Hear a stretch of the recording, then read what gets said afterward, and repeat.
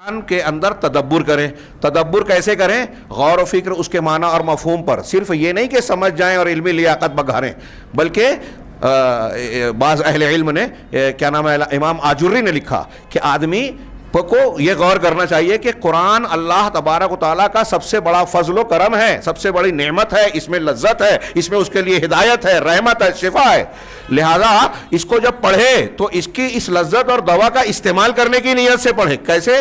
اگر وہ استماع کے ساتھ، توجہ کے ساتھ سنتا ہے، اپنے سے خود پڑھتا ہے یا کسی اور سے پڑھتا ہے، اور پھر اس کے حق کے ساتھ پڑھتا ہے غور و فکر کر کے، تو ایسا قرآن پڑھنا اس کے لیے مفید ہوگا. اور اگر یہ نہیں ہے تو اس کے لیے کوئی فائدہ مند نہیں ہے. اور واقعی کی تلاوت کے حق کے ساتھ پڑھ رہا ہے تو بغیر مال کے وہ سب سے زیادہ مالدار ہے، بغیر کسی سہارے کے وہ سب سے زیادہ اللہ کے نزدیک عزت والا ہے. خیرکم من تعلم القرآن وعلمہ. لہذا وہ کہتے ہیں کہ قرآن کو اس کے حق کے ساتھ پڑھا جائے. تو تدبر کیسے کیا جائے گا کہ جب ہم توبہ کی آیتیں پڑھیں تو یہ غور کریں کہ اللہ تعالیٰ مجھے توبہ کرنے والوں میں شامل کر لے، میں کب توبہ کرنے والا بن جاؤں. جب اللہ تعالیٰ یہ کہے کہ اللہ کی توحید کو اختیار کرو، نیکیوں کا حکم دو، برائیوں سے روکو، تو یہ دل میں سوچے، دعا کرے، کوشش کرے کہ میں توحید پر کام کرنے والا بن جاؤں، نیکی کا حکم دینے والا، برائی سے بچنے والا. جب اللہ تعالیٰ حرام چیزوں کا ذکر کرے تو میں حرام چیزوں سے دور رہوں گا، توبہ کروں گا. زنا کا ذکر کرے تو اللہ تبارک و تعالیٰ سے اس سے پناہ مانگے. ایسے جتنی آیتوں میں احکامات ہیں ان کو پڑھنے کے بعد یہ غور کرے کہ میں اس پر کب عمل کروں گا.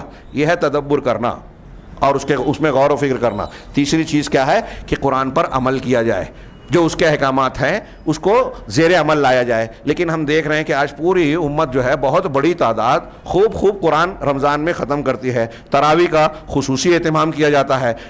3 رات میں 10 رات میں جانے کیسے لوگ پڑھتے ہیں. قرآن ختم کر لیا، کئی مرتبہ ختم کرتے ہیں، متقفین بھی اور دوسرے بھی. لیکن قرآن کو امام حسن بصری کے قول کے مطابق سارا کا سارا ساقط کر دیتے ہیں.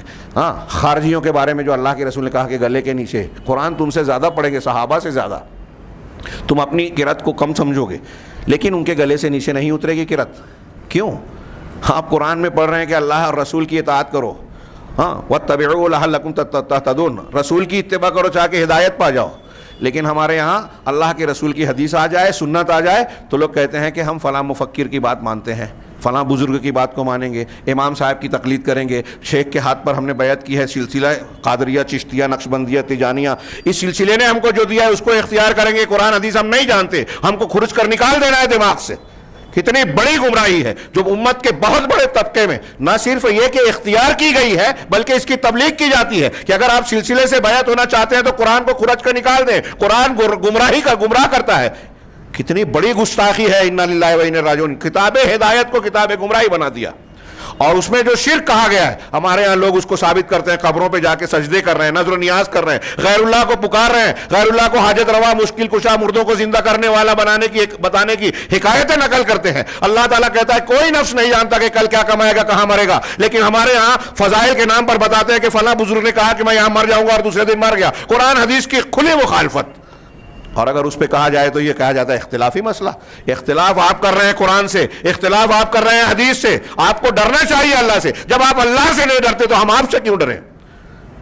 یہ ہم قرآن کو پڑھ رہے ہیں لیکن اس کو مان نہیں رہے ہیں. تو قرآن کو کی برکت حاصل ہوگی اس پر عمل کرنے کے ساتھ میں. صرف قرآن کی تلاوت اس طرح سے کہ ہم نے پڑھ لیا، سن لیا کافی نہیں ہے، اس کی برکتیں نہیں ملے گی. پوری امت مسلمہ آج جو جونج رہی ہیں قرآن سے دوری کی وجہ سے.